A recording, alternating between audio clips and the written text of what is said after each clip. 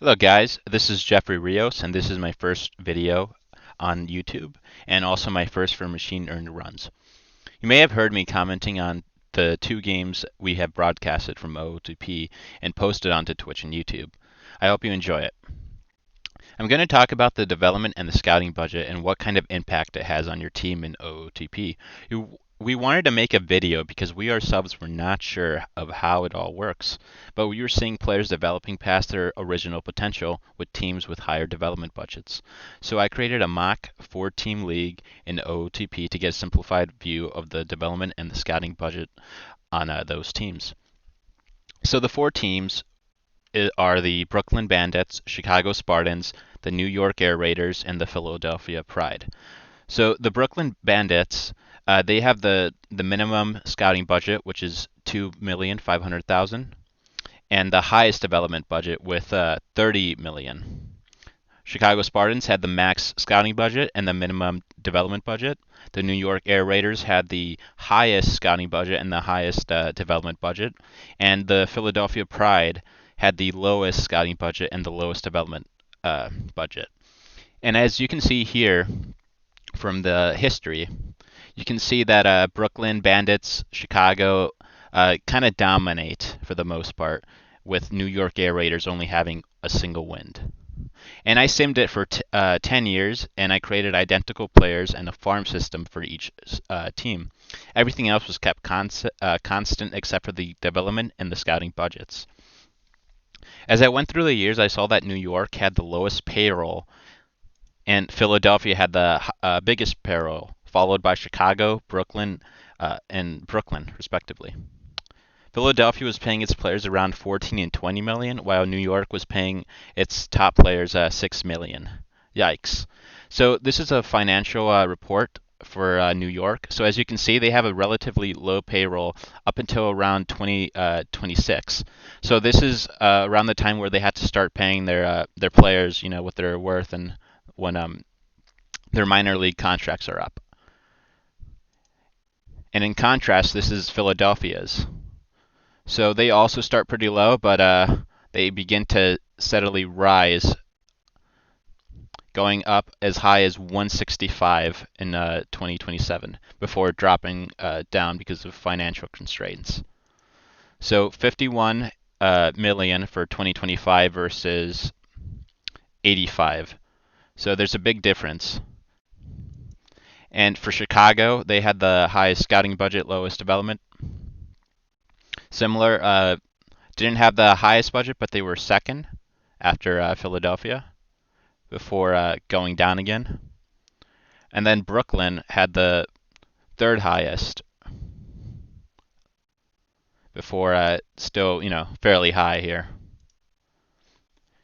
And New York, it looks like this number will probably go down as some of their players retire and so on. So Chris Elliott, I want to point out, of the New York Air Raiders, their triple A team.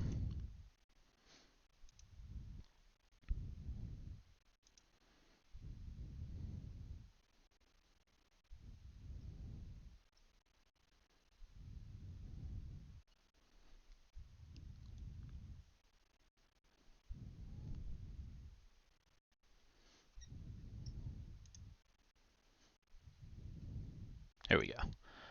So Chris Elliott here, he's got a 3.5-star potential, but if we look at his scouting history,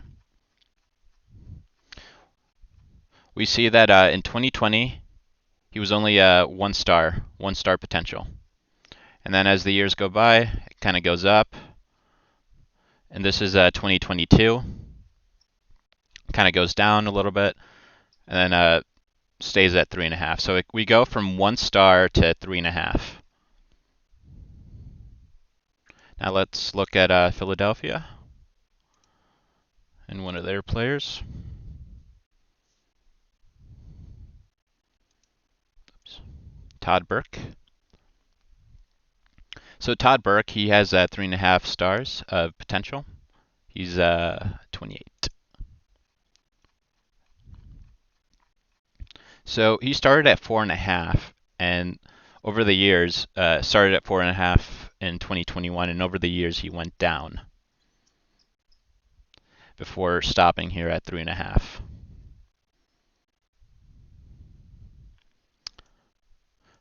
So that's just sort of a simplified view of the different scouting and development of those teams.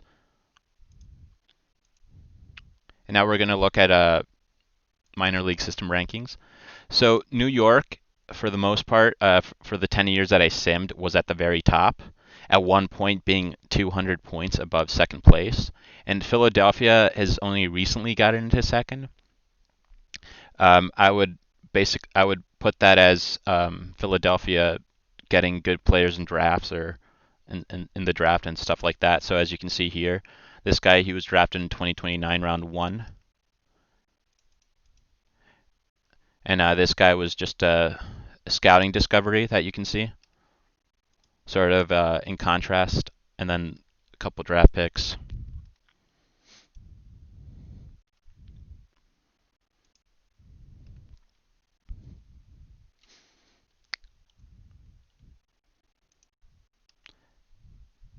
From this experiment, it's safe to say that the development and scouting budgets do have an effect on teams' players.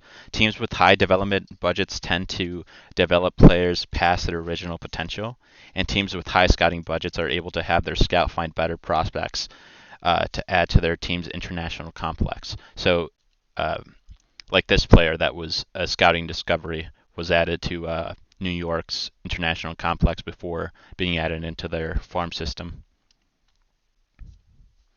But maxing out your development and scouting budget does not mean your team will dominate the league. So as we saw earlier, let me go back to history. New York only won once in 2024. And if we click on them, they've only had 2 playoff appearances and 1 championship. So despite having a low payroll for most of their history, that did not translate into wins. So New York easily is the least successful team here with just 2 dismal playoff appearances and 1 championship.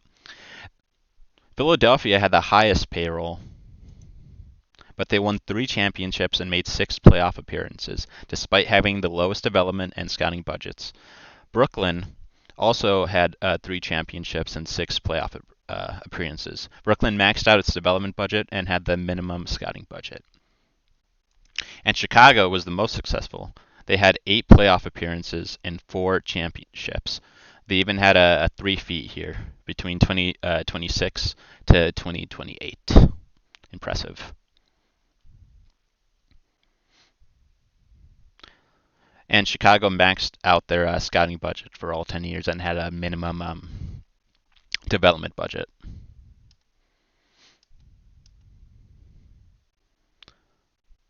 So the most successful farm system, so AAA, AA, all of that, was New York.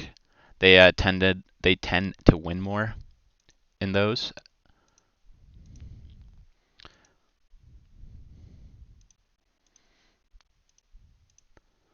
So their AAA had 4 playoff appearances, 3 World Series wins, 8 playoff, and so on.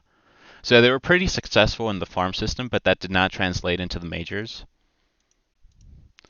Let's see, Philadelphia.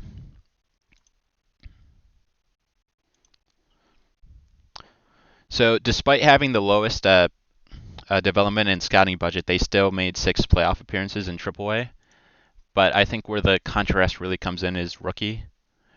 They only have 3 playoff appearances and 2 World Series. And if you look at their players, it's pretty low. This John Bollinger guy compared to Brooklyn's top guy over here. So as you can see, the development budget does have an effect, but it's on aggregate. So it's difficult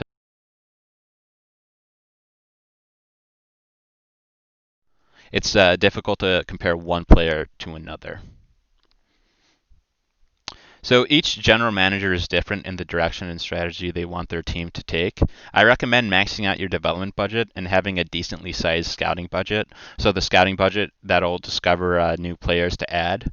But it's kind of difficult to maintain a high development budget and a high scouting budget because good players are going to ask for high wages at some point.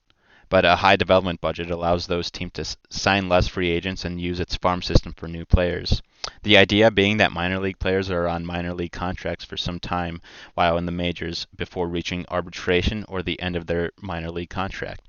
So, as I showed you with the payroll, New York was able to keep a low payroll for several years because of their development budget versus Philadelphia that had to rely on free agency and signing new players and having a big payroll. But by this point, though, GMs must decide if they keep those players or let them become free agents. But if they are good, they will expect an equitable payday. So you can't escape payday. I hope this video was helpful to your OOTP strategy. And remember that baseball is more than just finances. Baseball is about heart and grit. Thank you.